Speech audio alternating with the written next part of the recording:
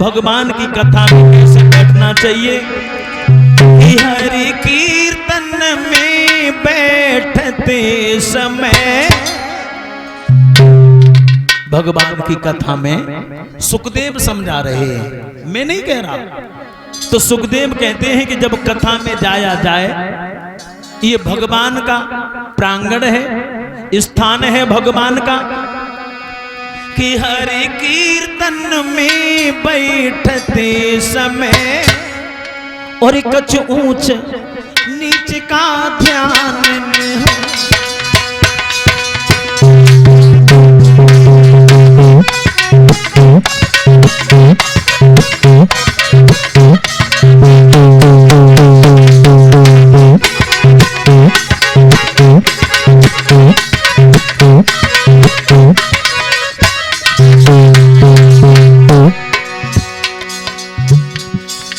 भगवान की जब कथा में बैठा जाए तो हमें अभिमान नहीं करना चाहिए कि हम कितने बड़े ज्ञानी हैं, कितने धनवान हैं, हम कितने सुंदर हैं। किसी तरह का अभिमान नहीं होना चाहिए।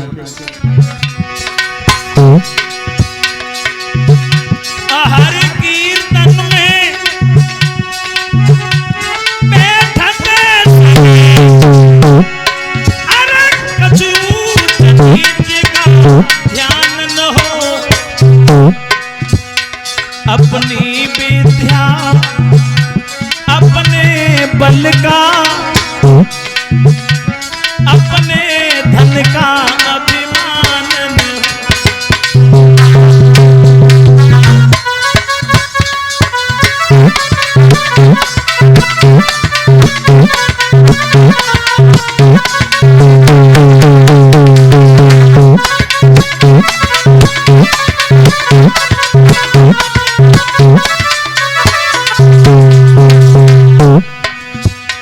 लेकिन आजकल जो जाते हैं भगवान की कथा सुनने, जो श्रोता आजकल जाते हैं, वो क्या विचार लेके जाते हैं परीक्षित जी।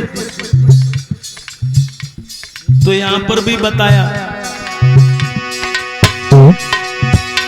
कुछ लोग इसलिए जाते हैं देखे शास्त्री जी कैसे आए। अब की बार वे आए महेश शास्त्री के छोटे भैया, चलो उन्हें देखे आ कैसी रचता है। कुछ लोग इसलिए जाते देखे शास्त्री जी कैसे वे दुबले के पतले, छोटे के मोटे।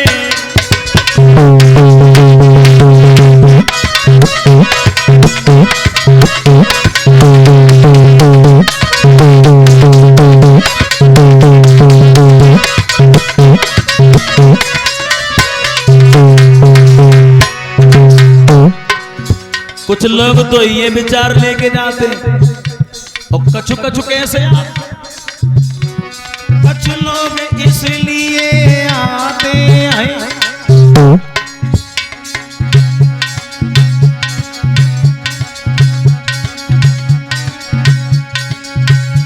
कुछ लोग कथा में आकर के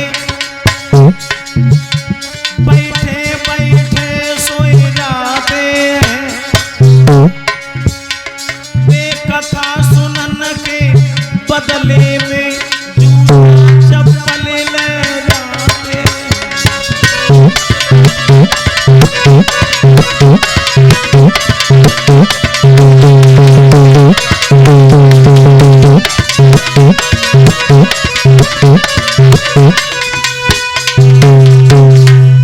कुछ लोग आए तो उनने देखी पुरानी उतार के दद्दई और सोचने लगे आज हम नहीं लेके आए। चक्कर काट के देख लें, उसके बाद जैसी दाव लगो तैसी पहनी पतरी गली से निकले। तो सुखदेव कहते हैं कि परीक्षित जी, श्रोता एक तरह के नहीं होते हैं बल्कि 8 प्रकार के श्रोता होते हैं। और हम तुम्हें भगवान की कथा सुनाएंगे, मन लगा के भगवान की कथा सुनो। 7 दिन तो बहुत हैं, 7 घड़ी भी बहुत हैं। अगर तुम अपना मन बुद्धि चित्त भगवान कृष्ण के चरणों में लगा दोगे तो 7 सेकंड में तुम्हारा कल्याण हो जाए। अब सुखदेव बने हैं अवधूत वक्ता, परीक्षित बने हैं अधिकारी श्रोता। एक बात और हम बता दें आपको, ये सुखदेव इतने बड़े ज्ञानी कैसे हुए? सुखदेव के पिता का नाम क्या था? सुखदेव के पिता का नाम था व्यास। ये व्यासी के पुत्र थे। और जो व्यासी थे, ये व्यासी पराशर के पुत्र थे। इतने बड़े ज्ञानी कैसे हो गए? तो पूर्व जन्म में सुखदेव पुरुष नहीं, तोता थे। तोता से ये मानव कैसे बने? इतने बड़े ज्ञानी कैसे बने? तो हमें थोड़ा पीछे चलना पड़ेगा। देवर्षि नारद ने देखा एक बार, बहुत दिन हो गए, भोले बाबा पार्वती में झगड़ा न बहु, और नारद को तो काम ही है खट्टपट कराए। नारद ना माने नहीं और रद माने रत, जिनकी बात कोई रद्द न कर पाए वही नारद है। तो नारद गए कब? कैलाश पर्वत पर पहुंचे जब भोले बाबा समाधि में बैठे थे। तब सती मैया भांग घोंट रही। सती ने पूछा, नारद और चित्त तो प्रसन्न है? नारद ने कहा, हाँ मां, मेरा तो चित्त प्रसन्न है। कैसे आना हुआ?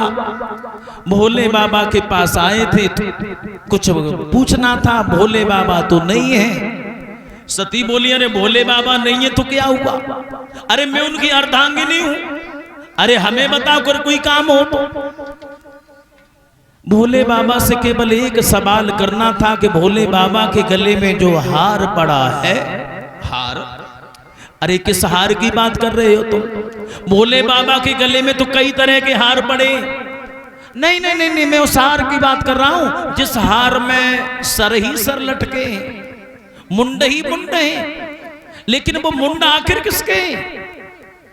सती बोली, महाराज जवाब तो हमें नहीं मालूम, आखिर वो मुंड है किसके? लेकिन आज मैं ये बात पूछूंगी अब से भोले बाबा से। देवर्षि नारद रुई की ढेरी में चिंगारी लगाए के वो तो वहां से चले गए। सती ने भांग घोटना बंद कर दिया। और ये 50 रुपए से हमें सम्मान कर रहे हैं श्रीमान सर्वेश चौहान, जो पिलखना सनातनी डीजे साउंड सर्विस, इनकी तरफ से हमारे पास ये 50 मुद्राओं से हमें सम्मान किया है। भगवान सद्बुद्धि प्रदान करते रहें।